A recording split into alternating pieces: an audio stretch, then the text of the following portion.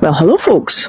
Now, if you were standing in this spot in 1900, you'd have been very wet because you'd been right in the middle of the Gilcomston Dam, and that is today's story.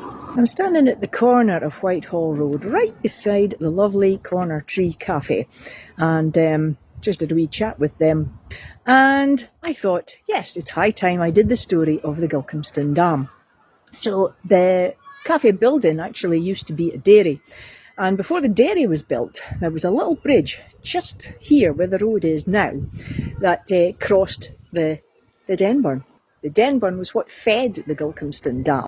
You might have wondered why this junction is so wide. The Denburn, travelling from the Den of Maidencraig through the grounds of Woodend Hospital, etc., runs the back of the houses in Whitehall Place, but the Menzies of Pitfodles diverted a portion of the river into their dam. There's been a dam on this site since the mid-1400s. The Menzies family were a prominent Catholic clan and ruled the royal borough of Aberdeen for 200 years, as there was a Menzies provost in Aberdeen from 1429 to the 1600s. The last of the line, John, died a bachelor.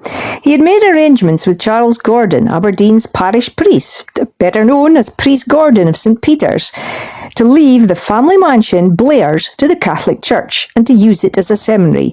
Blair's College, of course, trained priests right up to the 1980s, but sadly now has been bought by a developer with an uncertain fate. This dam fed a lade, which in turn fed the upper and lower Gilcomston mills, the upper later becoming Strachan's Mill at the top of Jack's Brae, and the lower, situated at the foot of Rayburn Place, was latterly remodelled as the 19th century Gilcomston Brewery. The lade gave its name to Leadside Road, which was perhaps originally Ladeside. Over 110 years ago, the lower ends of Whitehall and Osborne Places did not exist.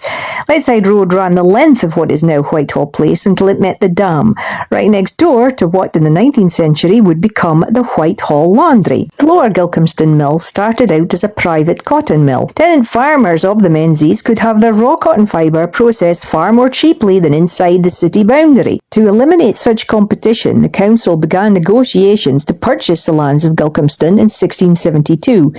It was 1678 by the time the title was fully transferred. Gilcomston itself was very much an industrial district by the 1800s. Mills of all kinds existed there. Former weaver John Strachan bought the Upper Gilcomston Mill, which had been a flax mill then grain mill. His rather exotic endeavour, a coffee grinding mill, opened in 1849. The equipment was made locally at McKinnon's Ironworks in Spring Garden. The business extended into sugar refining, ensuring a plentiful supply of local message boys who craved the promised treat of a sugar lump. John's son, James Strachan, took over the business, which was still going 50 years later. The council was keen to get rid of the often polluted dam. Strachan protested it was essential to mill operations. He in fact ended up going to the Court of Session to argue his ownership of the lade which entered the factory, whereas the council said it owned the solum, that is, the ground on which the pipe ran. The court found in John's favour, forcing the council to lease a new underground pipe to the factory once the dam was drained and filled in.